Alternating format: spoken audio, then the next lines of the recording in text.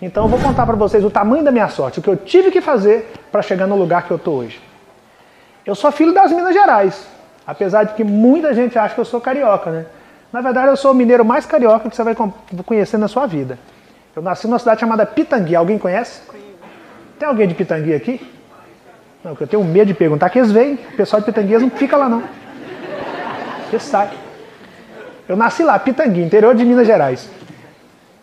Eu sou o filho do meio de 5 irmãos, filho de um braçal e de uma dona de casa.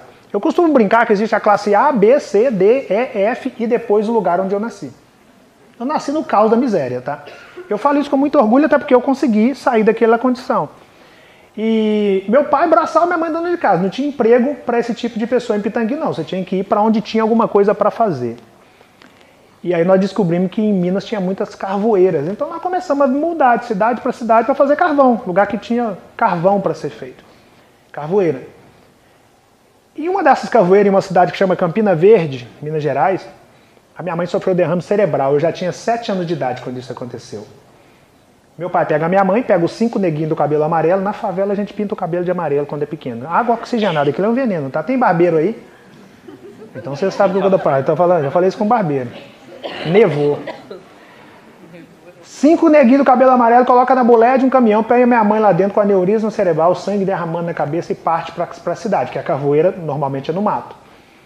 Chega na cidade, meu pai pega minha mãe, leva para o hospital, o médico vira para o meu pai em Campina Verde e fala, não vou nem mexer nessa paciente, porque tem muito sangue derramado na cabeça, não tem recurso aqui que dá para lidar com isso, o senhor pega e leva para Uberlândia. Se chegar lá os médicos avaliar que dá para mexer, lá eles tentam fazer cirurgia, mas são algumas horas de viagem, pode ser que ela não suporte.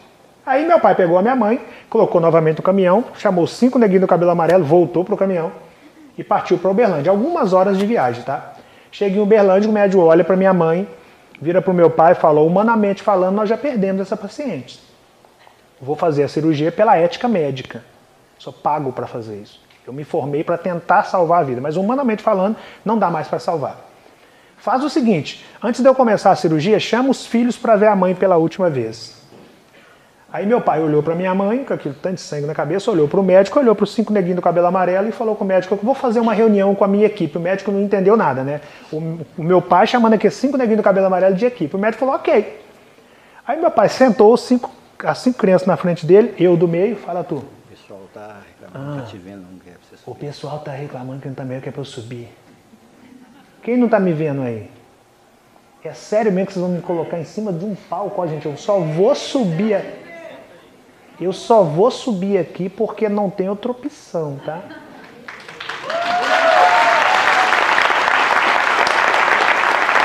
Só por isso. Porque isso aqui infla a importância das pessoas, distancia. Nós somos criados distante um do outro o tempo todo. Tem alguns que sobem aqui e já não desce aí, já sai por aqui, já não consigo. Se eu chegar em algum lugar como a estrela do lugar, eu desrespeitei as estrelas locais, e aí nós não somos mais constelação, nós já estamos trabalhando isolado. Então eu venho para me misturar e não para ficar segregado da galera. Mas enfim, vou ficar aqui em cima a pedido dessa constelação que está aí. E aí meu pai chama os 5 neguinhos, senta na frente dele e fala, vamos fazer uma reunião de equipe. Eu falei, pai, o que é isso, reunião de equipe? Ele falou, nosso comportamento é empresarial. Eu falei, é uma empresa quebrada então, né, pai? Nós não temos nada. Ele falou, não, por incrível que pareça, nós temos uns aos outros. Eu sou o líder da equipe, isso meu pai falando. A mãe de vocês é a outra líder da equipe e vocês são nossos liderados. E segundo a medicina, a líder não passa dessa cirurgia. Ou seja, não passa dessa data. Se isso acontecer, eu, líder, vou precisar de vocês liderados para passar por esse momento comigo. Isso meu pai falando, tá? Não era eu o líder, não. Meu pai virou e falou, eu posso contar com vocês? Todos os 5 falaram, pode, pai. Ninguém tinha noção do que viria depois daquele pode, pai. Porque o mais velho tinha 13 anos, eu tinha 7, tinha irmão mais novo que eu, então ninguém tinha noção. Mas meu pai liderava pelo exemplo, então falando, pode, pai. Meu pai virou para o médico e falou, pode fazer a cirurgia. Já conversei com a minha equipe. O médico olhou para os neguinhos, olhou para o meu pai, continuou não entendendo nada e foi fazer a cirurgia. 1985. Nós estamos em 2023, então tem 38 anos, é isso? 38. Tem 38 anos que aquela doninha que está lá em casa até hoje não passaria daquela cirurgia. O que o médico não sabia é a força do Deus que a gente serve. Naquele dia eu vi Deus descer para operar minha mãe. Para a honra e glória de Deus por mim. E naquele dia começa a minha história de sucesso. Por que eu estou contando isso? Porque a galera acha que eu comecei no vídeo da água. Não, tem 4 décadas antes daquele vídeo. Naquele dia eu conheci o termo empresa, o termo pensamento empresarial, o termo trabalhar em equipe, ter equipe, ser equipe, contar uns com os outros e conhecer a força do Deus que vive, que sirva até hoje. E de quebra conheci o grande líder que era meu pai, um braçal, né, que aos olhos do mundo não deu certo, mas criou esse cara que está aqui hoje. Voltamos para Pitangui, porque não dava mais para ir para Carvoeira. Minha mãe ficaria fazendo curativo por muito tempo, Carvoeira já era. E Pitangui, como eu falei, não tinha emprego. O que meu pai ia fazer? Voltar para o campo para trabalhar. Só que antes dele voltar para o campo, ele percebeu que a maior missão dele não era colocar comida na mesa. O aneurisma da minha mãe fez com que ele percebesse que a qualquer momento pode faltar o líder. E se isso acontecer? Quem vai tocar a empresa? Por mais pobre que seja a empresa, quem vai tentar melhorar aquilo? Aí ele mudou a forma de fazer. Ele colocava comida na mesa, mas começou a passar princípios básicos de sobrevivência de selva. Porque meu pai também não estudou. Aí antes dele viajar para voltar para Carvoeira, ele sentou os 5 neguinhos, tudo que meu pai ia falar com a gente, sentava os 5 neguinhos no chão. E eu falo com muito orgulho 5 neguinhos, tá? Porque hoje com esse mundo cheio de rótulo aí, dependendo do que você fala, a galera, pera aí, não. Eu falo com muito orgulho. Sentou os 5 neguinhos na frente dele e virou e falou, reunião de equipe, estou voltando para o campo para trabalhar. Vocês vão ficar aqui e a mãe de vocês está na mesa. Está na cama. Não dá para saber ainda se ela vai suportar o pós-cirúrgico. E também não dá para saber se eu vou sofrer um aneurisma igual a mãe de vocês, porque meu pai passou a ter medo de faltar os 2. E se isso acontecer, caso eu também não volte, caso eu sofra um aneurisma, caso eu vá para uma cama igual a mãe de vocês, vocês vão ter que tocar essa empresa. E para tocar essa empresa eu vou passar 5 ensinamentos básicos para vocês, e vocês tentam levar isso para a vida de vocês. O primeiro deles, identifique o principal dom de vocês e depois passe o restante dos dias na Terra lapidando isso. As pessoas que trabalham com aquilo que elas não gostam, foi porque foram preguiçosas. Não dedicaram tempo a descobrir a que vieram. As pessoas mais felizes da Terra, elas dedicaram tempo a descobrir a que vieram. E depois se comprometeram a passar o restante dos dias na Terra lapidando isso. Então não sejam preguiçosos em tentar identificar o que você veio fazer. Invista um tempo todos os dias para saber o que eu vim fazer na Terra. No que eu sou bom, qual que é a minha principal virtude. Não fica entregando currículo para ter um dinheiro no bolso, para pagar continha e dar rolê. Não, não é isso que você veio fazer aqui. Você veio aqui para fazer história, mas enquanto você não descobriu o que você veio fazer, você vai entregar currículo para ter salário, para pagar continha, para dar rolê. E não é isso. Não estou falando não seja funcionário, não é isso que eu estou falando não. Não tem problema nenhum trabalhar para alguém. Desde que você trabalhe com a sua virtude, exercendo a sua virtude. Descobriu o que você veio fazer? Passa o restante dos dias na Terra lapidando aquilo. A segunda regra, o mundo se divide em quem tem e quem não tem conhecimento. Opte por estar na galera que tem. Antes você não precisar de tanto conhecimento, mas tê-lo, do que ser convocado ao conhecimento e ter que buscar na hora, não dá tempo. Aí seria trocar um pneu de um carro em movimento, não tem como. Ou é muito mais complexo, então opte por buscar conhecimento. Para ontem. A terceira, a vida é a lei da semeadura. Isso é inquestionável. Não adianta você querer colher mamão se você plantou alface, colher couve se você plantou abacate, colher abacate se você plantou mamão. Não vai acontecer. E outras pessoas falam, você não escolhe o que colhe, você escolhe o que planta. Não, você escolhe o que colhe quando você escolhe o que planta. É a mesma coisa. Plantou, você vai colher. Mas não é só plantar e colher, porque senão seria fácil. Eu vou plantar alface aqui, vou dormir o dia que nasceu, eu vendo. Não. Tem um negócio chamado cultivo. Então, para além de plantar, você tem que cultivar o que você plantou. Porque se você não cultivar, vai virar matagal e vai até nascer alguma coisa, mas não vai nascer com a qualidade que você imaginou que poderia nascer. Então, não viole a regra 3, a vida é a lei da semeadura. A quarta, trabalhe em equipe. Jogue em equipe.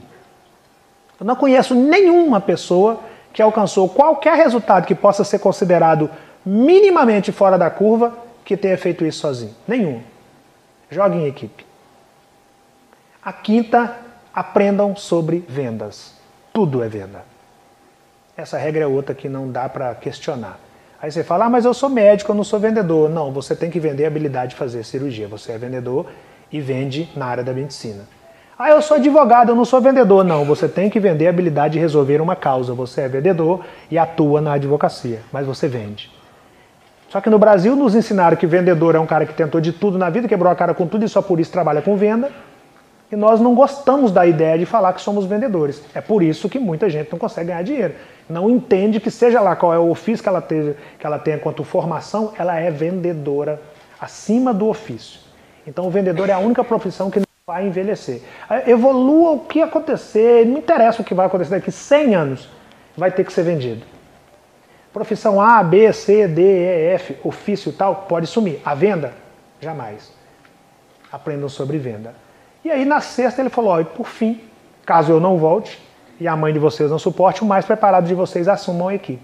Era 5 neguinhos do cabelo amarelo, meu irmão mais velho tinha 13 anos, não tinha ninguém preparado de tudo ali. Mas o mais velho cuidava dos mais novos. É assim que o meu pai ensinou, meu irmão mais velho era o único que trabalhava, ele falou, eu vou assumir a equipe. O meu irmão era office boy de pedreiro. É uma maneira leve para não chamar ele de serventão, pegou a visão? Office boy de pedreiro, peguei um nome chique. E ele tinha um dinheiro que ele ganhava na obra. Ele falou, eu vou assumir a equipe. Ninguém questionou. Meu pai nos ensinou, né? Uns aos outros. E a primeira ação dele foi pegar os irmãos e matricular em uma escola. Já que o meu pai tinha falado que a regra 2 era o mundo se divide em quem tem e quem não tem conhecimento. Então deixa eu proporcionar para essa galera a oportunidade de se deparar com conhecimento. Matriculou a galera. Quando eu chego na escola, no primeiro dia de aula, os alunos estavam conversando, os coleguinhas de escola estavam falando que carne era gostoso. Ah, que carne é gostoso, carne é gostoso, carne é gostoso, e eu não tinha a menor noção do que era aquilo. Eu não conhecia carne. Quando eu falo que nasci, que existe a classe A, B, C, D, E, F, que depois do lugar onde eu nasci, eu estou falando com seriedade. Até os 7 anos de idade eu nunca tinha comido esse negócio chamado carne. E aí eu, na inocência de criança, viro para eles e falo com eles, o que é carne? Aí eles riram. Alguém falar de algo que eu não conhecia e de ter a curiosidade de perguntar o que era aquilo, que eu não conhecia. Como eles riram, coloquei minha viola no saco, como se diz aqui em Minas, e fui para casa. Chego em casa, viro para minha mãe e falo, minha líder, falo, mãe, o que é carne? Aí minha mãe riu de mim, eu falei, pô, mãe, até a senhora. Ela falou, não, meu filho, eu tô rindo da situação. Eu falei, como assim, mãe? Aí ela me apresentou uma cartilha de coisas, uma cartilha, isso, não é pra gente. Quando se nasce na realidade que eu nasci, eles nos contam um monte de coisa e falam que aquilo não é pra gente. E aí a gente para de lutar por aquilo. E eu não ia fazer aquilo. Eu fui usar um outro gatilho, que é o gatilho do inconformismo. Falei, não, mãe, eu tenho que saber o que é. Não é possível que eu estou numa cidade onde tenha um cara que consome algo que eu nem conheço e que eu não vou saber o que é e não vou lutar para ter. Isso eu, criança. E a minha mãe foi me explicar o que era carne, depois eu perguntei para ela, eu usei o principal dos gatilhos de quem quer alcançar o extraordinário, que é o que eu tenho que fazer caso eu queira comer carne, que é o gatilho do protagonismo. Minha mãe vira para mim e fala, você tem que ter dinheiro. Eu falei, tá aí para ter dinheiro, o que é que eu faço? Ela falou, você tem que trabalhar. Só que ninguém vai te empregar porque você só tem 7 anos. Eu falei, não, mãe, então tá resolvido. Eu vou dar meu jeito. Aí ela deu uma risadinha, eu fui lá pra rua e pensei, a minha mãe tá certa, né? Ninguém vai me empregar. 7 anos de idade. Só que Deus não escolhe capacitado, não. Ele escolhe os dele e vai te capacitando. Senta eu lá fora e tô observando, passa um cara vendendo verdura. Eu resolvo olhar para esse cara vendendo verdura, ele para na porta de uma senhora chamada Dona Conceição. E eu começo a observar por algum motivo, para mim só pode ser Deus. Começo a observar o cara fazendo aquilo. Em um dado momento da conversa, ele pega um pé de alface, entrega para a Dona Conceição. A Dona Conceição pega uma nota de dinheiro e entrega para ele. Quando ela entregou aquele dinheiro para ele, eu pensei, opa, esse cara tem o quê? Dinheiro. Se ele tem dinheiro, ele pode comprar o quê? Carne. Eu quero ser esse cara. Eu não sabia que aquilo chamava venda, eu não sabia o que ele estava fazendo. Só estava linkando o que a minha mãe me falou. Quem tem dinheiro, compra carne. Se o meu tiver a comprar carne, que aquele cara tinha dinheiro, eu queria ser aquele cara. Como um bom mineiro, eu falei, vou perguntar para ele como ele chegou nessa carne. Quando ele falou, passou perto de mim, eu falei, ô moço, como é que o senhor chegou nessa carne? Ele virou para mim e falou assim, eu tenho equipe. Eu pensei, esse negócio de equipe deve ser importante. A segunda pessoa que me fala desse negócio. Define equipe para mim, moço, só para eu entender, porque meu pai também me falou disso, mas não me explicou. Aí ele virou para mim e falou assim, olha, eu tenho um financeiro, que é quem compra as sementes, eu tenho uma segunda pessoa que planta o que o financeiro comprou, eu tenho uma terceira pessoa que cultiva o que a segunda pessoa plantou, eu tenho uma quarta pessoa que colhe o que a terceira pessoa cultivou, e eu sou o cara que vende. Quando ele falou, eu sou o cara que vende, Aí eu fiz a seguinte conta, o cara que vende é o cara que pega no dinheiro, o cara que pega no dinheiro é o cara que come carne. Nessa equipe eu quero ser o cara que vende. Meu negócio estava na carne. Falei, moço, já me ajudou. Vou montar a minha equipe. Aí ele deu uma risada, eu falei, o senhor é a terceira pessoa que ri de mim, só para o senhor saber, mas eu vou montar a minha equipe. Aí fui para dentro. Virei para meus irmãos e falei, nós temos que montar a nossa equipe. E meus irmãos não riram, porque meu pai nos ensinou a ter uns aos outros. Virei para o office boy de pedreiro, meu irmão rindo. Ô Ringo, você vai ser meu financeiro. Ele falou, o que é um financeiro? Eu falei, financeiro é quem tem dinheiro, é só você que tem. Você vai comprar a semente de alface e almeirão que nós vamos plantar. Eu falei, Cláudia, você vai plantar o que o Ringo comprar. Dila, você vai cultivar o que a Cláudia plantar. Nanico, você vai colher o que a Dila cultivar. E eu vou ser o cara que vende. Na minha mente, eu só queria pegar no dinheiro. Não sabia nem o que era venda. Ó, pra você ver como é que é louco. Na equipe do cara tinha um cara que vende, um cara que compra, um cara que planta, um cara que cultiva, um cara que colhe e um cara que vende. 5 pessoas. Nós éramos 5 irmãos. Eu não conheço coincidência, porque o nível de fé que eu tenho não me permite acreditar em nada que não seja fé. Aquilo era plano de Deus. Plantamos e falamos, agora vamos dormir, que nós vamos amanhecer, vai ter alface aqui. Inocência de criança. Aí fomos dormir, quando amanheceu, eu olhei, não tinha nada, pensei, plantamos errado, né? Vamos dormir mais uma vez, que amanhã vai ter. Aí ficamos a dormir, voltar, e não tinha alface. Aí eu descobri que a tal da cultivar, a parte de cultivar, é o que hoje eu entendo que chama processo, né? Na época eu não sabia, começamos a regar aquilo, começou a crescer. Cresceu, meu irmão mais novo colheu, colocou num carrinho de mão. Aqui chama carrinho de mão, aquele de obra. Então vocês já pegaram a visão do que eu estou falando. Colocou num carrinho de mão e eu fui para a rua vender. Bom, eu já não sou bonito, né? Mas na época que eu era criança, eu era bem mais feinho. Imagine a cena comigo. Uma criança, cabelo amarelo, descalço, sem camisa, aquele shortinho das 2 listazinhas do lado. A tropa mais velha vai saber o que eu estou falando. Barriguinha de verme. Tinha verme, não tinha como. Não comia mal, lombriga, tinha isso tudo, gente. Comia mal. Cabelo amarelo, cabeça desse tamanho, desproporcional, que era magro pra caramba, só tinha barriga e cabeça. Não dava pra me entender muito bem, não. E eu andando com um carrinho muito maior do que eu na rua. A galera me olhava e eu não sabia vender. As donas de casa começavam a falar, ô menino, você é bonitinho, né? Eu falava, bonitinho eu não sou, mas eu tenho verdura, quer comprar? E a galera começou a comprar pela cena, porque a cena era cativante. Não a cena de uma criança vendendo, porque para mim não tem graça alguma uma criança fora de um ambiente escolar. Lugar de criança na escola. No meu caso, eu não tive opção. Minha mãe adoeceu, meu pai foi para o campo para trabalhar, ficaram 5 crianças em casa, nós não tivemos outra opção a não ser subir no ringue para ajudar o meu pai a colocar comida na mesa, porque senão a gente ia perder pro tal do tráfico que estava ali do lado. Cresci entre o fuzil e o livro e tivemos que subir ao ringue. No meu livro eu falo que o lugar de criança na escola, mas no meu caso eu não tive outra opção e comecei a vender pelo cativar da cena. No primeiro dia vendi a verdura toda e todo mundo falava assim, você fala bem, você deveria investir nisso. Eu não sabia nem o que ela falava, falar bem eu não sabia o que era, e nem investir, também não sabia o que era, mas comecei a guardar aquilo, memória fotográfica. Acabou a verdura, peguei o dinheiro no final do primeiro dia, cheguei no açougue, coloquei o dinheiro assim e falei, ô moço, me dá 1 quilo de carne. Ele virou para mim e falou assim, que carne que você quer?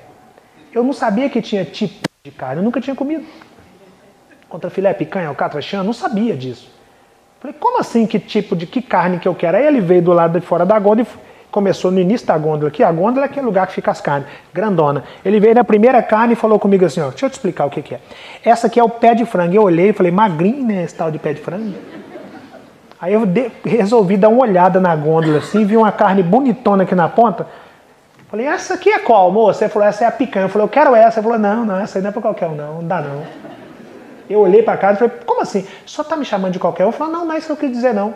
É porque seu dinheiro não dá. Eu falei, tá, então vamos fazer o seguinte, você me dá esse pé de frango e eu vou trabalhar para chegar naquela carne. Aí ele riu de mim e falou, o senhor é a 4ª pessoa que ri de mim, só para o senhor saber, e eu vou trabalhar para chegar naquela carne. Ele falou, aquilo é difícil chegar. Eu falei, não precisa ser fácil, basta não ser impossível. Eu vou chegar naquela carne. E fui para casa com o tal do pé de frango, magrinho aquilo. Tanto que 1 quilo de pé de frango dá pé de frango pra caramba. Graças a Deus, eles descobriram que tem um tal de colágeno no pé de frango, né? Que bom que descobriram isso agora. Porque lá no Leblon, 1 quilo de pé de frango custa R$17,90. Na minha época era barato essa parada. Oh Deus, obrigado por não ter internet, não sabia que esse negócio de colágeno deu bom pra mim, porque pelo menos eu como pé de frango. Enfim, colágeno. O que eu tenho a ver com colágeno? Só quero comer pé de frango, jogador. Aí levei e falei com a minha mãe, mãe, comprei carne. Minha mãe começou a chorar. Falei, por que a senhora está chorando? Ela falou, não, isso não é choro, isso é emoção. Eu falei, mãe, o que é emoção? Ela foi me explicar.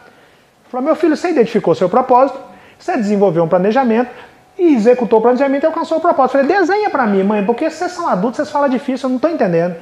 Ela falou, meu filho, comer carne pra você se transformou em algo tão marcante, o riso das pessoas que riram de você na escola, aquilo te marcou tanto que você passou a levantar da cama todos os dias para comer carne, para mostrar que você poderia comer carne. E você veio para casa, você me perguntou o que era, eu te falei que não era pra gente, e ainda assim você insistiu, e eu te contei o que era, eu te falei que não tinha como você fazer porque você era criança, e você insistiu, você foi pra rua, você identificou alguma coisa que dava para fazer, você perguntou como fazia, ou seja, se colocou na condição de aprendiz, você veio para dentro, se mostrou um líder igual seu pai, chamou seus irmãos para montar uma equipe, plantou uma horta, cultivou, esperou o tempo de processo daquilo crescer, colheu, foi pra rua, vendeu, foi no açougue, comprou carne e tá com a carne. Você vai chegar muito longe, meu filho. Para mim, chegar longe era chegar no bairro mais longe de onde eu morava. Falei, não, mãe, eu quero vender só aqui perto. Olha o tamanhozinho da minha perna. Ela falou, não, não é isso que eu tô falando. Aí eu falei, então tá, então só quero vender. Aí no outro dia eu fui pra escola, para contar pros coleguinhas que eu tinha conseguido comer carne. Cheguei lá, tava um dia daquela dinâmica de grupo. Ô, Joãozinho, você quer ser o quê quando você crescer? Ô, Joãozinho, eu quero ser médico. Paulo, e você? Eu quero ser pedagoga. Pedro, e você? Eu quero ser dentista. Aí chegou na minha vez, a galera me chamava de Tuca. Ô, Tuca, e você? Eu falei, eu quero ser vendedor. A professora falou, vendedor? Eu falei, é, vendedor. Ela foi na lousa, né? Era lousa que chamava aquela parada, né? Porque agora é tudo digitalizado, é tudo touchscreen. Mas tinha a lousa, a paradinha do giz, ela colocou o giz assim, virou pra mim e falou assim, ô Tuca, deixa eu te explicar o que é um vendedor. Vendedor é um cara que tentou de tudo na vida, quebrou a cara com tudo e só por isso trabalha com venda. Eu falei, professora, deixa eu te contar uma coisa. Eu não sei se vendedor é um cara que quebrou a cara com tudo. O que eu sei é que vendedor come carne. E eu quero comer carne. Ela falou, então você guarda meu rosto, você guarda o meu nome, porque você vai crescer, você vai tentar de tudo na vida, você vai quebrar a cara com tudo, você vai ir trabalhar com venda, aí você vai lembrar dessa professora. Que pena que eu não guardei nem o rosto, nem o nome da professora, cara. Mas tomara que viva ela esteja para ela ver o que deu aquele aluno frustrado dela. Enfim, não levei aquilo pro coração não, continuei vendendo. Um dia, eu chego na casa dessa dona Conceição para vender para ela verdura.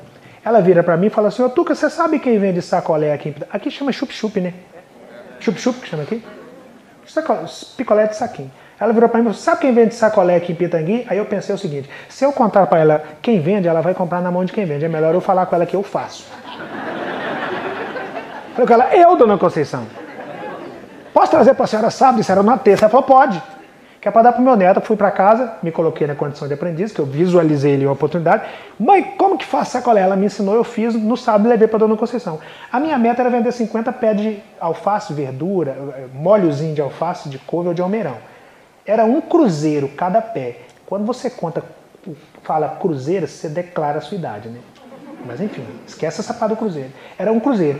O pé de frango era 50 cruzeiros. Então eu tinha que vender 50 pés de qualquer coisa, daquele molhozinho de qualquer coisa. Aqui chama molho também.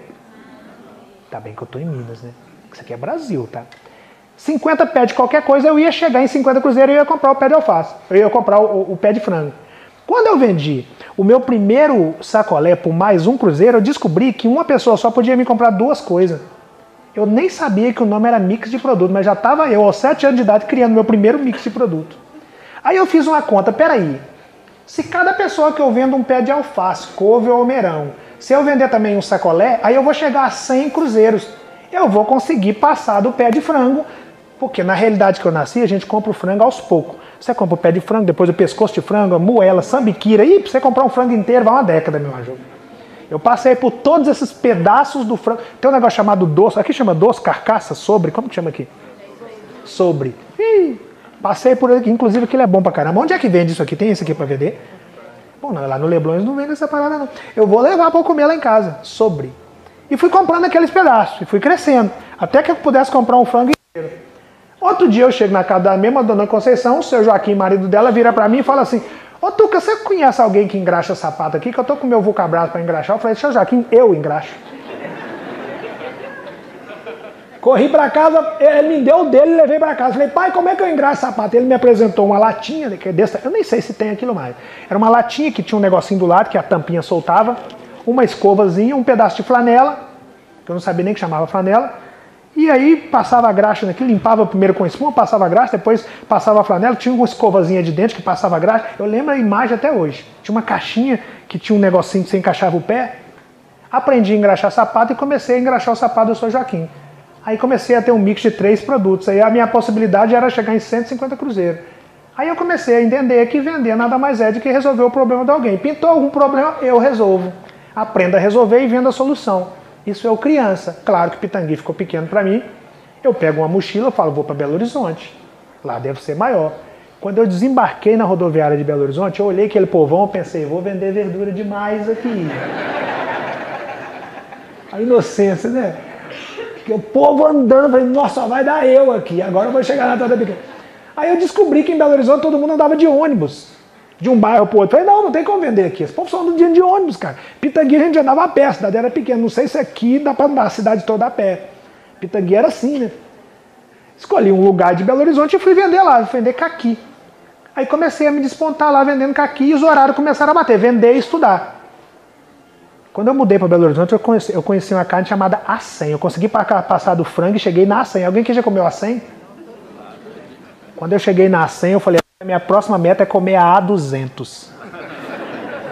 Aí eu descobri que não tinha A200. Quem foi que colocou o nome daquilo de acém? Pra quê? Porque não é contra filé, é pasta. Acém não tem nada a ver com a carne, mas enfim. Eu já estava comendo acém. Abandonei a escola para trabalhar, porque ou eu abandonava a escola ou eu abandonava o trabalho. E abandonar o trabalho era igual abandonar o dinheiro, que era igual abandonar a carne. E o meu sonho era chegar na picanha, a minha meta, né? Porque eu não conhecia sonho. E eu não ia desistir antes de chegar lá. Abandonei o que? A sala de aula. Vem meu pai falar reunião de equipe. Quando meu pai fala reunião de equipe é porque tem alguma coisa errada acontecendo. Me sentou na frente dele e falei, o que eu fiz, pai? Ele falou, pô, você abandonou a regra 2, conhecimento. Com esse conhecimento que você tem, você vai até contribuir. Você está até ganhando um dinheiro, mas é mediano. E você não vai passar de um dinheiro mediano com o conhecimento que você tem. Para chegar no que você quer chegar, você tem que buscar conhecimento complementar. Aí eu comecei a buscar o tal do conhecimento complementar, passo no centro do Barreiro e tem uma loja lá chamada Sebo. Loja de livro usado, eu não sei se aqui tem essa loja que chama Sebo, tem também? Loja de livro usado, em resumo é isso. Na porta da loja tinha um livro lá escrito R$1, o nome do livro, A Arte da Guerra. Eu olhei aquilo e falei, tá aí, vou comprar R$1, não vai atrapalhar eu comprar minha senha. Comprei e li aquele livro. Quando eu li aquele livro, eu descobri o porquê que a galera falava que eu falava bem. Eu descobri a importância da oratória. Eu descobri algumas técnicas muito básicas de sobrevivência de selva. E eu comecei a gostar do tal do conhecimento e descobri que dava para comprar livro por R$1. E aí comecei a comprar livro, comprar livro, comprar livro, comprar livro, comprar livro. A minha mentalidade foi melhorando, melhorando, melhorando. Aí veio a crise de 2016 para 2017 e eu resolvi colocar uma mochila nas costas e ir para Belo Horizonte. Cheguei em Belo Horizonte, perdão, ir para o Rio de Janeiro. Vender bala no trem.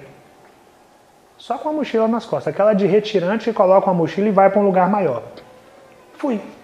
Chego no Rio de Janeiro, conheço Dona Roseli, porque eu não conhecia ninguém, tive que me relacionar com algumas pessoas e conheci Dona Roseli, que me emprestou R$10 e eu comecei.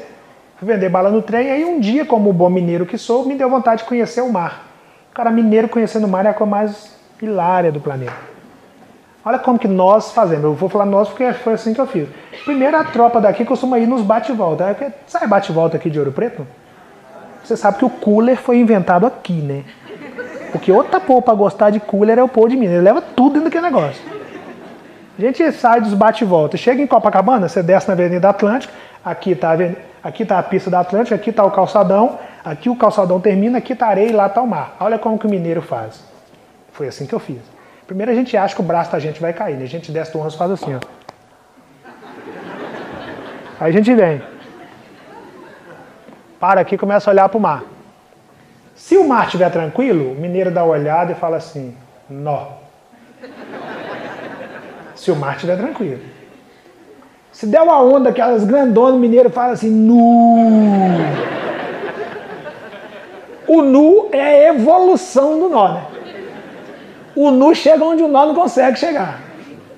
Eu fiz a mesma coisa. Parei aqui no calçadão, estou eu aqui. Um banco, uma doninha e um ciclista. E eu estou aqui, olhando o mar. De repente começou a me dar sede. 40 graus começou a me dar sede. E eu falei, e eu estou olhando os vendedores lá na areia. Água, água, água, água. E eu aqui em cima, no calçadão, pensei, pô, mas 40 graus, ninguém vende água aqui em cima. A doninha virou e falou assim, meu filho, aqui em cima ninguém vende água não. Eu pensei, opa, cliente em potencial. Pensei, gatilho de observação. Falei, cara, é sério? 40 graus e ninguém vende água. Eu estava do lado daquele parado aqui com a temperatura. O ciclista falou assim, meu filho, se tivesse alguém vendendo água aqui em cima, eu estava rachando de ganhar dinheiro. Eu pensei, amanhã eu estou aqui vendendo. Eu vou rachar de ganhar dinheiro. Fui para casa, peguei água, coloquei no gelo, comprei... Lá no Rio fala um pet de água. É um fardo pra gente aqui. Peguei 12 águas daquela, comprei meio saco de gelo, joguei as águas dentro do saco de gelo e fui para Copacabana. Não tinha caixa, não. Fui pro mesmo banco, nem a Doninha nem um ciclista apareceram lá. Aí eu descobri porque ninguém vendia água lá, porque a procura estava na areia, a lei da oferta e da procura. E aquele dia ali eu só vendi 2 águas naquele calçadão, fiquei o dia todo ali. E o dia que você não vende nada, é o dia da sua decisão. Naquele dia você se revela no mundo das vendas. Aquele dia você decide se você vai desistir com aquela ideia de que não é para você, ou se você vai voltar no outro dia dando o seu melhor e fazer a coisa acontecer. Eu voltei no outro dia para dar o meu melhor e fazer a coisa acontecer. Só que aí eu fui para areia. E comecei a andar na areia, andar e comecei a vender. Aí eu vi que dava para vender e comecei a vender, me relacionar e vender, me relacionar e vender, me relacionar e vender. A água acabou. Tava cedo, eu fui lá fora, comprei mais água, voltei e vendi mais 12. Aí voltei lá, comprei e vendi mais 12. Naquele dia eu vendi 34 garrafas de água. 2 fardos completos e as 10 que tinha sobrado do primeiro dia. Fiquei rindo até no canto, né? Pensei, ganhei um dinheirão, vou pagar os 10 reais da Dona Roseli e dá para eu continuar amanhã. Sentei para comemorar o dinheiro e estou lá contando o dinheiro. Os vendedores juntaram tudo, pararam atrás de mim, eu pensei, fiz alguma coisa errada, vou apanhar aqui, né? Virei para eles, falei, o que eu fiz? Eles falaram, deu ruim, amigo. Eu falei, não, já notei que deu ruim. Só me conta o que eu fiz para eu tentar corrigir. Aí eles falaram, cara, você está vendendo água a 2 reais, a água aqui é 5 reais. Eu pensando que eu era o cara para vender. Também vendendo 3 vezes mais barato, qualquer um vendia aquela quantidade. Falei, não, então já identifiquei o erro. Vamos fazer o seguinte, amanhã eu volto e vendo as mesmas 36 águas a 5 reais. Se vocês prometerem que não vão me bater. E os caras começaram a rir. Falei, ó, vocês são as 5ª pessoas que estão rindo de mim, tá? Mas me explica por que vocês estão rindo para eu entender a piada. Aí eles viraram e falaram, meu filho, deixa eu te explicar uma coisa. Tem gente que está aqui há 20 anos, uns a 15, uns a 10, alguns a 5, alguns a 2. Ninguém, nenhum de nós aqui, nunca vendeu 36 garrafas de água num dia só a 5 reais. Não dá para vender. É muita água. Você pode voltar amanhã, que não tem cartel, não tem nada disso aqui não. Fica à vontade na praia. Só não pode vender a 2, porque o preço tem que ser mais ou menos igual aqui. Combinado? Mas não vem com a ilusão de vender 36 não, que não tem como não. O cara não me fala que não tem como fazer uma coisa que eu determinar que vou fazer. Falei, então posso voltar amanhã? Ele falou, pode. Aí eu voltei no outro dia. Mas para mim já não era mais vender água. Para mim era vender 36 garrafas de água. Para mim era provar que era possível vender 36. Entrei no outro dia na areia, 6 horas da manhã, comecei a andar. Quando deu 15 horas, eu tinha vendido 36 garrafas de água a 5 reais. Aí os caras falaram, não tem lógica o que você fez. Quando nós vimos que você ia vender essa quantidade de água, nós paramos para te observar vendendo, porque não tinha lógica. Você para toda hora para vender, a gente anda igual maluco aqui, numa correria, você anda numa tranquilidade e você conseguiu vender. Nós temos 2 perguntas para você. A primeira, como você faz isso? E a segunda, quanto você cobra para ensinar a gente a fazer isso? Naquele dia eu descobri que ensinar sobre venda dava mais dinheiro que vender. Falei, agora eu vou chegar na minha picanha. Virei para eles e falei, bom, eu nunca pensei em ensinar sobre venda, mas vocês vendem errado, pô. Ah, meus concorrentes vendendo. Não, essa parte eu vou ter que descer para eu mostrar, não tem como não. Eu e minha caixa. Peraí. Ei, desliguei meu microfone. Liguei de novo. Olha meus concorrentes vendendo, pega a visão. Isso aqui é Copacabana, tá? A orla. Vocês aqui são os prováveis clientes, aqui está o mar e aqui está a areia que eu passo andando, eu e meus concorrentes. Copacabana é só o meio daquela praia, tá? É onde tem o Copacabana Palace, o hotel. 1 quilômetro de cada lado daquele hotel é Copacabana. Passou disso, é Praia do Leme em uma ponta e Forte de Copacabana em outra ponta, depois começa Poador, Ipanema, Leblon e por aí vai. A orla é a orla de Copacabana, o turista chama de Copacabana tudo e nós sabemos que tem 3 praias lá. Eu começava vendendo numa ponta da praia e até na outra. Aí os meus concorrentes vendendo, esse chegava daqui e saía assim, ó. Água, igual um maluco.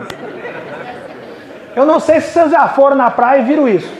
Andando entre as pessoas, água, não vai vender, irmão. Você pode até vender uma ou outra, porque você vai passar aqui do lado, o cara tá com sede e vai comprar na sua mão. Uma ou outra. Viver de venda, você não consegue naquele pique ali viver daquilo, não. Vender relacionamento, eu virei pra ele e falei, relacionamento, irmão, não é assim. Ele falou, como assim? Eu falei, sabe aquelas vezes que eu paro? Aquilo é venda. É pé de ouvido, é conversa, tete a tete. Vou fazer para vocês verem. Aí eu vinha, eu no mesmo local vendendo. Pega a visão. Tudo bem com você?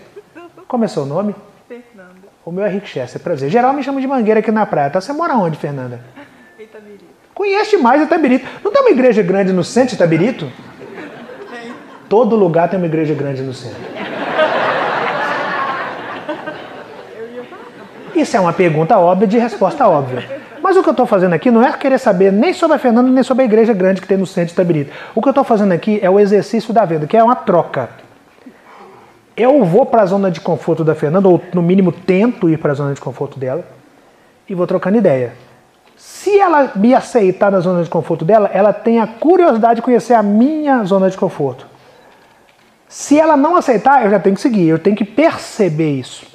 E eu estou aqui investindo em relacionamento, falando, nossa, você está no leme, tá? Aqui é muito perigoso, tem um negócio aqui... Desliguei novamente. Tem um negócio aqui chamado corrente de retorno, aqui dá muita onda. Eu no seu lugar ficava para lá. O que é uma corrente de retorno? Sabe por que o pessoal afoga? Sabe aquelas espumas que dá na areia? Aí dá aquela espuma, dá um espacinho naquela espuma e dá um espuma depois. Aquele meio chama corrente de retorno. Se você cair ali, você não consegue sair. Normalmente a pessoa quer sair nadando, correndo para tentar se salvar. Naquela hora não adianta. Você fica em pé e tenta dar 2 passos para a direita ou 2 passos para a esquerda, você vai sair da corrente de retorno e vai conseguir depois sair andando da praia. Ninguém, quase ninguém sabe disso. Eu tô aqui conversando com a Fernanda até que a Fernanda se sinta bem comigo na zona de conforto dela. E ela fala, cara, você conversa bem. Você vende o que nessa caixa aí? Quando ela faz essa pergunta, aí já não interessa mais o que eu vendo na caixa. Porque eu já estou na zona de conforto dela, ela já quis conhecer a minha. Seja lá o que tiver na caixa, ela vai comprar. Eu falo, eu vendo água, Fernanda. Eu vou deixar uma com você, se precisar de outra, me dá um toque, eu trago para você. E vou saindo. Aí chega aqui, ele me pede uma água, ele vira para mim e fala, você tem cerveja? Eu falo, é claro que eu tenho cerveja, tá maluco, jogador? Só que cerveja eu deixo no porta-mala do meu carro lá fora, porque à noite eu vendo na Lapa. Nesse horário aqui, eu só trago água para vender para galera que faz caminhada. Como eu tô vendo que você veio de Minas Gerais num bate-volta desse, eu vou fazer o seguinte, eu vou buscar a cerveja para você no porta-mala do meu carro lá fora, pode ser? Claro que pode. Eu nunca tive carro até naquela época. Eu nunca vendi na Lapa. Mas 70%, anotem isso, 70% da venda está na pergunta do cliente. 30% da venda está na minha habilidade de resolver os 70% da pergunta do cliente. Ele já me falou que ele quer cerveja. Eu não posso falar não para esse cara se eu sei onde vende cerveja. Para vender você não precisa ter produto ou serviço, você só precisa saber quem quer comprar e onde tem. Você é só a ponte da parada. Então eu vou explorar os 70% dele com os meus 30%. Que cerveja que ele quer, de que tamanho, quantas unidades, se ele quer que traz no gelo, sem gelo, se ele está com mais de uma pessoa, se ele quer que traz um guarda-sol, uma cadeira, eu vou explorar os 70% dele. E quanto mais eu exploro os 70% dele, mais eu passo para ele segurança naquilo que ele quer e mais produto ele compra na minha mão. Isso é o relacionamento que antecede a venda, que a galera chama de pré-venda. Eu preciso chamar de relacionamento. Vou lá fora no meu carro, na verdade o depósito onde eu comprava água, sabia que eu vendia cerveja, compro a cerveja e trago para ele e falo, se precisar de outra, só me dá um toque. Geral me chama de Mangueira aqui nessa praia. Aquele cara ia comprar na minha mão o dia todo. Naquele dia eu descobri que cerveja era demanda e que no outro dia eu comecei a trazer água e cerveja. Estava eu criando meu primeiro mix de produto em Copacabana. Os caras estão lá 20 anos tentando vender água. Enfim. Aí eu sigo a minha caminhada. Chego aqui, ele me pede uma água, ele me pede uma cerveja, o outro vira, você tem refrigerante? É claro que tem, mas tá no carro lá fora. Eu vou buscar para você. O mesmo exercício, que refrigerante, qual temperatura, de que tamanho, quantas unidades, no gelo, sem gelo, para quantas pessoas, guarda-sol, cadeira, e vou vendendo para esse cara. Aí ela me vê ali atrás e fala, Mangueira, faz favor, eu tô te vendo com a camisa da Mangueira aqui na praia, onde é que eu consigo comprar uma camisa dessa aqui no Rio? Eu falo, você tá falando com quem vende essas camisas aqui no Rio? Eu. A outra fala, mas eu sou Beija-Flor, eu sou União da Ilha, eu sou Salgueiro. Eu falo, não tem problema.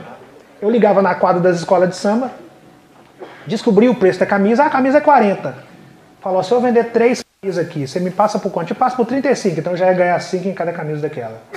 Já virava afiliado da quadra, já estou ganhando. Motoboy, quanto você cobra para buscar para minha camisa Mangueira? Ah, eu cobro, vou lá para você por 15. Tá, se eu pegar só você para quanto? Faço por 13, é mais R$2, então eu já estou ganhando R$8, R$7 só por entregar a camisa aqui. E aí eu já estou ganhando de afiliado da quadra, de afiliado do motoboy. E estou surtando a concorrência, estou agregando valor na minha marca e estou atendendo o cliente final. Os caras falaram, esse cara vai vender de tudo. Eu achei que eu ia vender de tudo. Até o dia que eu lá tranquilão, lá o rapaz me chama aqui, Mangueira, faz favor. E aqui tem um grupo de gringos. Eu estou aqui atendendo o cliente, o gringo vira para mim e fala assim, você tem Maria Juana? complicou. Sabe aquele dia que complica? Foi aquele dia. Eu olhei pro grupo de gringo e pensei, isso aqui pode ser 3 coisas, né? Um grupo de gringo querendo Maria Ruana, é a primeira delas. Nada contra, não é a minha, eu não tenho, não vou poder atender. O segundo, um grupo de policiais apaisanos tentando descobrir quem está vendendo aquilo na praia. Como não sou bobo, não sou maluco, vai passar por mim também. O terceiro, Deus que eu sigo, que está pronto para me colocar em lugares inimagináveis, mas antes disso ele está testando a minha fé para ver até onde vai a minha fidelidade com o meu propósito. Eu já fui logo para a terceira opção, que é a mão do Deus que eu sigo. Falei, não vou ter Maria Ruana, eu vou ficar te devendo. Aquele foi o dia que eu descobri que eu não vendia de tudo na praia. Aí o rapaz me chama lá atrás, Mangueira, faz favor, me dá uma água, e eu vou lá atender o rapaz e vou complicar o cara da câmara novamente. Tô aqui atendendo meu parceiro aqui que me pediu uma água, aí o rapaz aqui tá xingando até a 5ª geração de Dom Pedro. Tô indo embora desse Brasil, isso aqui já deu, que não sei o que, vou pros Estados Unidos, a América é o lugar. E eu tô observando, gatilho de observação. E tô aqui vendendo água pro meu brother. Quando eu termino de atender ele, eu viro para ele e falo, meu parceiro, desculpa te intrometer na sua fala, mas o Brasil não tá nessa crise toda que você tá falando não. Pra que eu fui falar aquilo com aquele cara? Sabe aquela sexta-feira que você não deve mexer com ninguém? Foi naquela. O cara olhou pra mim, eu já não sou bonito, né? Mas na época da praia eu era bem mais derrubadinho. O dinheiro não faz... Deixa eu te contar um segredo sobre o dinheiro, mas baixo, só entre nós. O dinheiro não faz uma casa nova, não. Mas coloca um porcelanato aqui, um telhado colonial ali, ele melhora o barraco, entendeu? Só entre nós, tá? Não espalha essa notícia, não. Eu já não sou bonito. Naquela época eu era mais feio. O cara olhou pra mim e falou, acorda, jogador, você é a crise.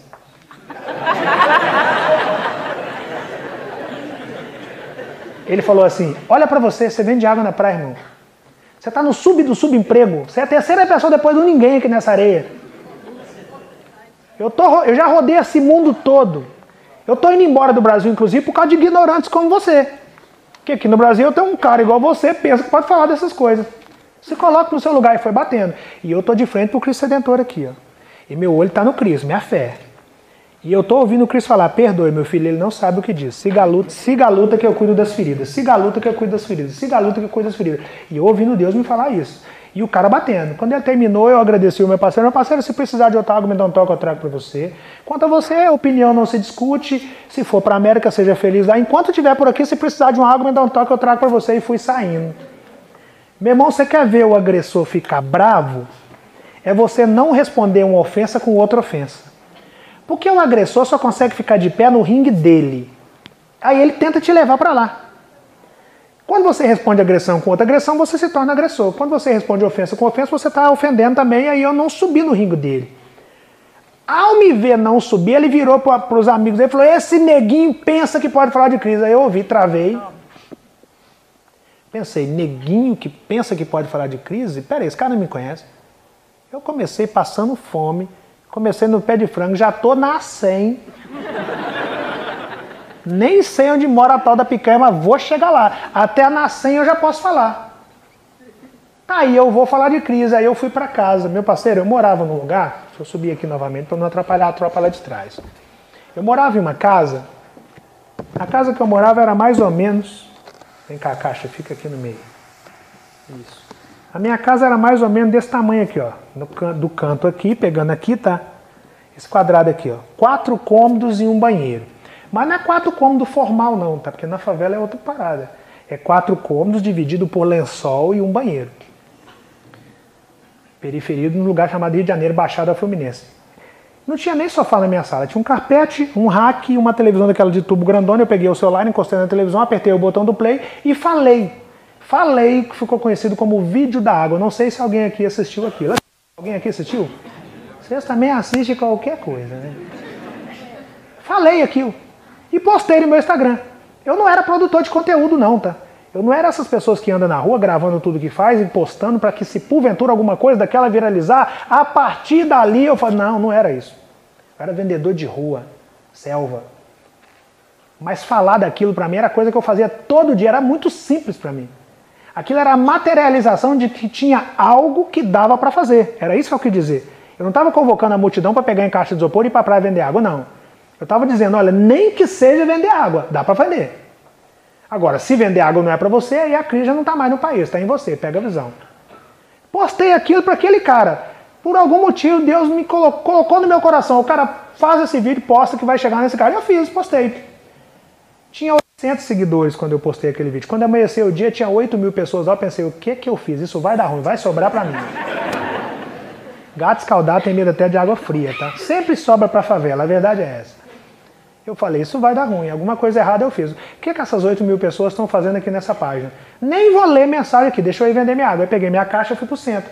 Quando eu chego no centro, no depósito que eu comprava água, o dono do depósito vira pra mim e fala, Mangueira, o que você tá fazendo aqui? Eu falei, como assim, Thiago? Eu vim vender água, tá maluco? Ele falou, cara, o Flávio tá te procurando. Eu virei pra ele e falei, só pra saber, quem é Flávio? Aí ele pegou minha caixa, colocou no chão, segurou meu ombro e falou, você sabe aquele time que a Marta joga dos Estados Unidos? Eu falei, sei, o Orlando. O Kaká também joga lá. Eu falei, é esse mesmo. O Flávio é o dono desse time e o cara quer falar com você. Aí eu pensei o seguinte, se você vê uma tartaruga em cima de uma geladeira, a primeira coisa que você tem que entender é que uma tartaruga não sobe sozinha em cima de uma geladeira. Foi alguém grande que colocou ela lá. No México ela não. Quando ele me falou que tinha um dono de um time dos Estados Unidos me procurando, eu pensei, mexi na tartaruga desse cara. Isso não vai prestar. Falei, Thiago, eu já sei, é o vídeo que eu postei. Vamos fazer o seguinte, quando eu chegar em casa à noite eu apago o vídeo. Ele falou, que apaga vídeo, você tá pirando. Esse cara é dono da Number One, curso inglês, da Wiser Educação, da Buzz Editora, do meusucesso.com. Esse cara tem um Powerhouse, que é o maior evento de empreendedorismo da América Latina. Esse cara é um dos bilionários do país e que está querendo falar com você. Eu pensei, a tartaruga do cara é grandaça. E você está falando em apagar vídeo. Eu falei, Thiago, só pode ser esse vídeo. Eu vou para a praia vender minha água, porque quando eu chegar em casa eu vejo isso. E partiu praia. O Thiago falou, não vai adiantar falar com você. Fui para a praia. Quando eu cheguei na praia, eu descobri que todo mundo, menos eu, conhecia o Flávio. Todo mundo, o Flávio, Flávio, Flávio. E eu não tinha internet na rua, não. O meu plano de internet era daquele. Abri o Instagram na rua, lá se foi dados móveis. Era o meu. Alguém já passou por isso aí? Teve um rapaz ali que levantou a mão assim, ó. A ele. Pô, jogador, se passou, levanta, tá maluco, irmão? Eu passei com muito orgulho.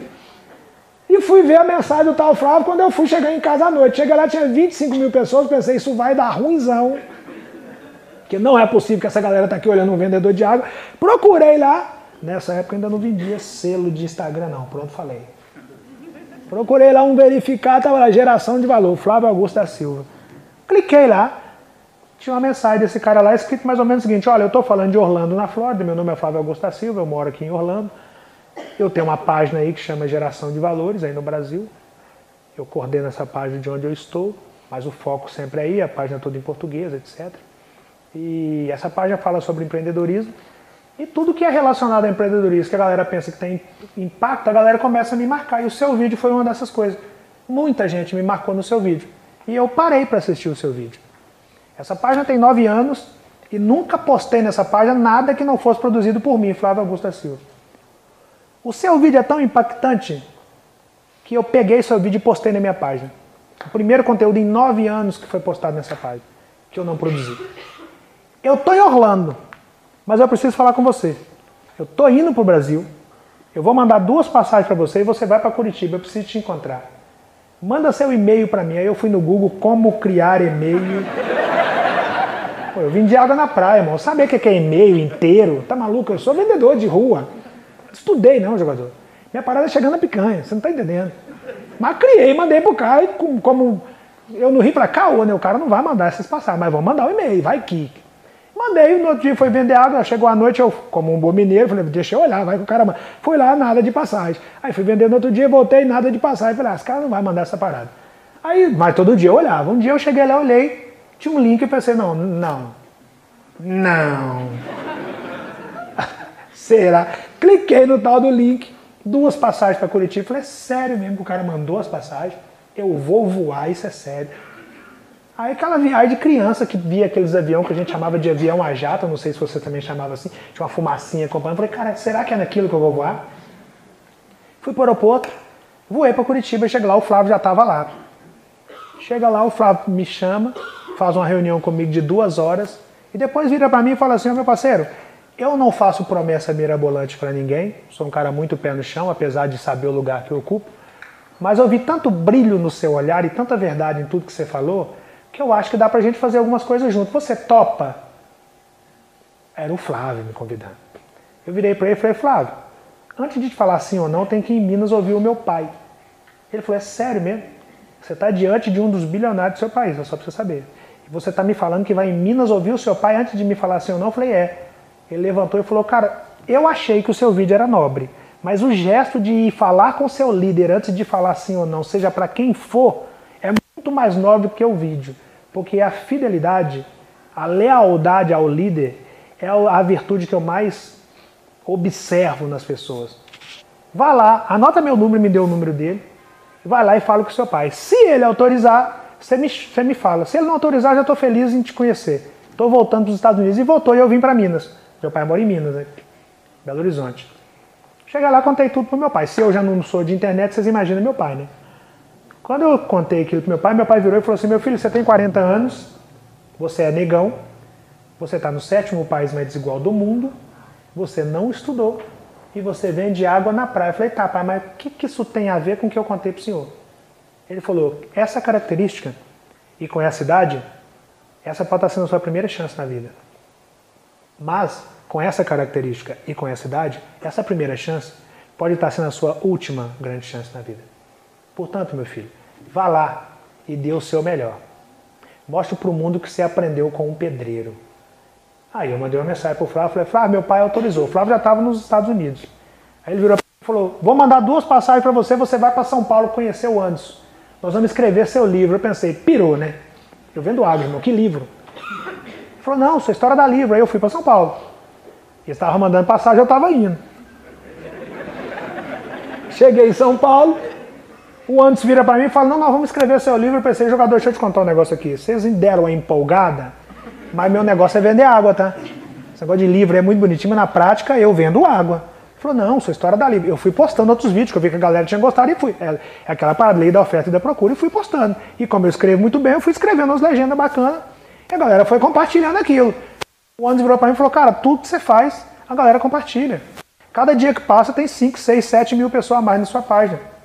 Aí eu olhar um negócio chamado algoritmo, eu nem sabia como que eu olhava. Falou, cara, você tem 5 mil seguidores todo dia na sua página. A sua história dá livro. Você topa escrever? Eu falei, topo. Mas eu tenho que voltar para o Rio para vender água. E à noite eu escrevo, porque eu pago aluguel, jogador. Vocês não estão entendendo. Aí voltei para o Rio e comecei a escrever à noite e postar os vídeos à noite e de dia eu vendia água. E os vídeos foram viralizando, viralizando, viralizando, até que uma galera começou a marcar Harvard no meu vídeo. E aí chega uma carta de Harvard para mim. Universidade dos Estados Unidos da América.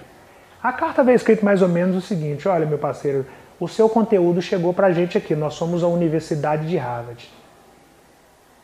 E nós paramos para assistir o seu primeiro vídeo e não conseguimos mais sair da sua página. Seus vídeos mantêm a gente na sua página. E o mais impressionante dos seus vídeos é que não tem filtro, não tem edição, as mensagens são sempre muito curtas, com início, meio e fim, com uma precisão cirúrgica em tudo que está sendo dito. A sua oratória é algo assustador para quem não estudou a oratória.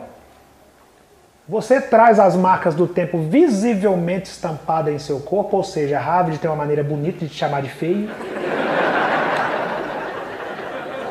Olha a elegância que Harvard me chamou de feio. Você traz as marcas do tempo visivelmente estampadas no seu corpo. Eu falei, sou feio, nem resumo. Outro dia eu virei pro meu irmão e falei, você traz as marcas do tempo visivelmente estampadas no seu corpo. Ele deu até um sorriso, eu falei, tô te chamando de feio, tá?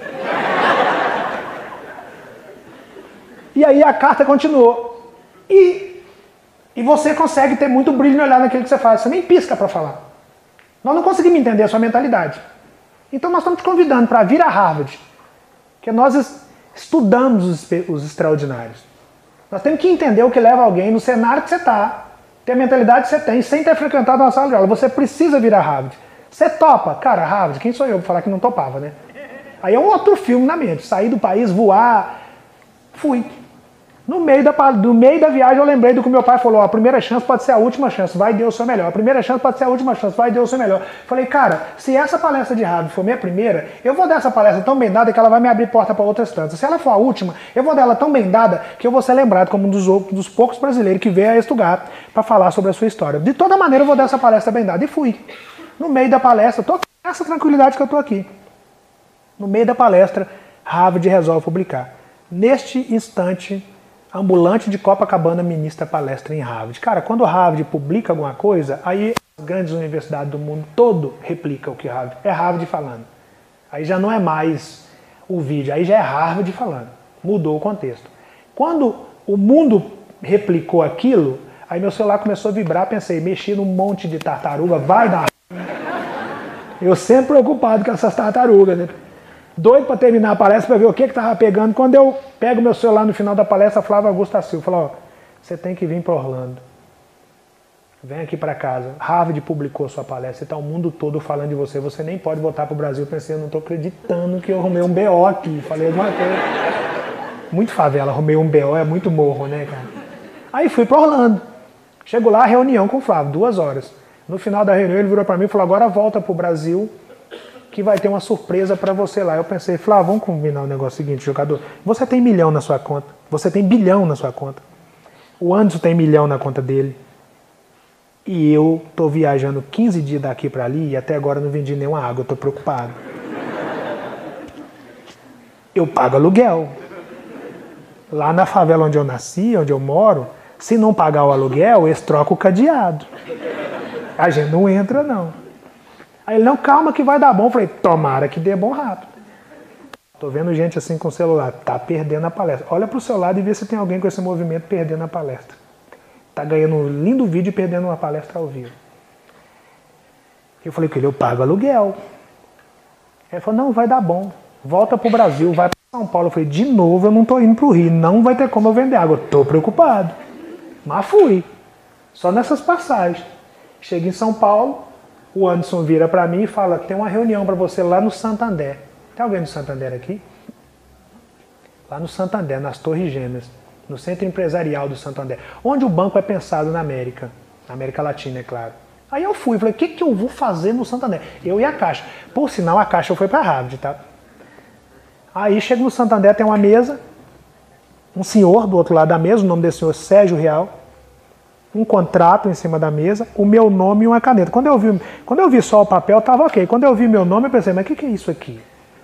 Aí tive a curiosidade de olhar, porque tinha um número. Eu fui olhar, estava lá, X mais X mais X mais X mais X milhões de reais e o meu nome.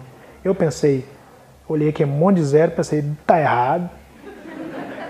Não tem como. Foi a primeira vez que eu vi zero na minha conta para cá e não para cá. Já estranhei. Falei, não pode. Virei para ele e falei, moço, o que é isso aqui? É mineiro, moço é muito Minas, né? O que é isso? Ele falou, é seu. Eu falei, como assim, jogador? Ele falou, não pode assinar. Eu falei, deixa eu te contar uma coisa, eu sou favela, a minha conta é poupança, se cair um dinheiro dentro da minha conta, os homens baixam lá no morro, fecha a favela toda, até eu explicar, já tô no RJTV, que é o MG daqui, né? Aí ele, calma, não, vai dar bom. Eu falei, você tá doido? Milhões, está escrito certo. Ele falou, tá, pode assinar, é seu. Aí eu lembrei que por algum motivo as personalidades assinam e colocam um pinguim. No final eu pensei, deve ter alguma coisa nesse pinguim. Todo mundo coloca, eu vou colocar esse pinguim. Aí peguei a caneta, uma tal de Vivara. Primeira vez que eu vi essa parada, uma caneta pesadona, eu falei, as Bic não tem esse peso todo não, mas escreve também. O cara me deu essa caneta pra mim, fui pesquisar, a caneta custa 7 conto. Eu falei, nem vou escrever com esse negócio, tá maluco, irmão? Aí peguei a caneta, assinei a parada e dei o pinguim. Soltei a caneta lá, o cara levantou, pegou na minha mão e falou, meu parceiro, a sua história muda hoje. A partir dessa data, você é um dos poucos que tem um dinheiro desse na sua conta. Não se preocupa com a sua conta poupança não, que nós vamos cuidar disso para você. Você passa a ser o rosto do Santander a partir de hoje. Você vai para um comercial de TV no horário mais caro da televisão, num comercial de 2 minutos. Inclusive foi propaganda da final do Big Brother. Na América Latina. E nós não vamos nem ousar te falar o que você vai falar no comercial. Porque você é muito autoral. Nós só vamos te falar o básico. Por exemplo, isso aqui é a máquina do Santander, a GetNet, por exemplo. E o desconto dela é X. O restante você pode pensar da sua cabeça. Eu pegava a máquina, entregava para eles, aquilo ia pro ar. Não sei se vocês assistiram o comercial do Santander. Ainda está na internet ainda, né? Está em vigência ainda na internet. Na televisão ele ficou acho que 1 ano, 2018, 2019. E aí aquilo deu muito certo, o Danilo Gentili me chama para uma entrevista. Não sei se vocês viram essa entrevista. E aí a Fátima me chama, a Ana, o Hulk, o Fausto, o Silvio, o Fantástico, Domingo Espetacular. Aí sai meu livro. Eu vendo 5, 10, 15, 20, 30 mil cópias. Aí vira best-seller. Aí vem a primeira capa de revista, que foi a Empreenda Revista. E aí meu livro deu 40, 50, 60, 70, 80, 90, 100 mil cópias. E a galera pediu o segundo. E eu comecei a escrever o segundo. Aí veio um convite para passar na faculdade de Paris, na França. Depois um convite para palestrar na faculdade de Lisboa, em Portugal. Depois um convite para palestrar em Tóquio, no Japão. Depois um convite para palestrar na África. Quando eu vi, eu tinha ido em todos os continentes do mundo. Aí saiu o meu segundo livro e a galera pediu o terceiro livro. Aí veio a capa da segunda revista, da terceira revista, da quinta revista, da 10ª revista. Hoje são 59 capas de revistas. Mais a Empreenda, que vai ser essa legal. Glória a Deus.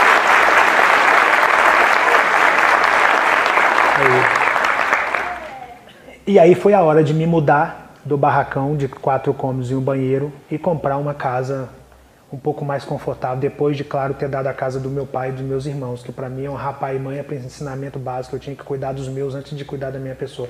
Mas como eu já estava conseguindo ganhar dinheiro, eu fui cuidar dos meus. Comprei a casa pro meu pai e resolvi comprar minha casa. E comprei um triplex, um dos metros quadrados mais caros do meu pai. Escolhi, comprei e paguei à vista. Hoje a minha filha estuda em uma das escolas mais tradicionais da América Latina. Hoje eu tenho contrato assinado com o mais rico do mundo, dono da Amazon. E sou rosto da Amazon por aqui. Hoje eu tenho contrato assinado com o terceiro homem mais rico do mundo, dono do Facebook 4Times.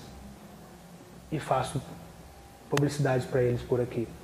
Hoje eu tenho contrato assinado com o homem mais rico do nosso país, dono da Ambev, e faço publicidade para eles por aqui. Hoje eu tenho contrato assinado com a Heineken. E eu poderia ficar aqui um tempão falando de grandes contratos que eu tenho assinado. Eu transformei a realidade dos meus. Eu transformei a realidade de toda a minha família. Eu abri vários negócios. Palestrei em todos os continentes do mundo. Eu lancei 3 livros. Só do primeiro eu vendi mais de 12 milhões de cópias de livro. Coisa difícil de acontecer em um país conhecido como o país onde o povo não lê. Eu criei o Instituto Pega Visão, cuja sede é em Belo Horizonte, Minas Gerais, e o presidente está aqui, que é o Charles, está sentado ali. Que é meu amigo de favela, que hoje faz a gestão do Instituto Pega Visão e roda comigo, mundo afora. E hoje, aquele garoto que saiu lá de Pitagui, que um dia riram da cara dele, porque ele perguntou o que queria comer carne, palestrou em todos os continentes do mundo. Tem 3 livros entre os 10 livros mais vendidos do país. Tem contratos assinados com as maiores empresas do planeta. Tem uma lista de relacionamento desejada por muitos. Conseguiu transformar a realidade dele.